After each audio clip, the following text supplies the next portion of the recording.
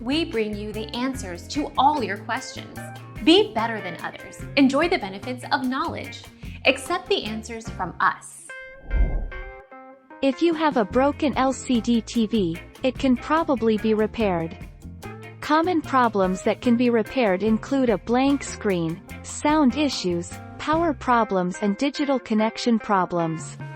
Here is one example of LCD TV repair cost. 55-inch Samsung LCD TV repair, $150, including parts and labor. Our mission is to provide accurate answers. We think without knowledge, it is impossible to live a balanced life. Be competent, be skillful. Thank you for watching. Don't forget to subscribe and hit the bell notification.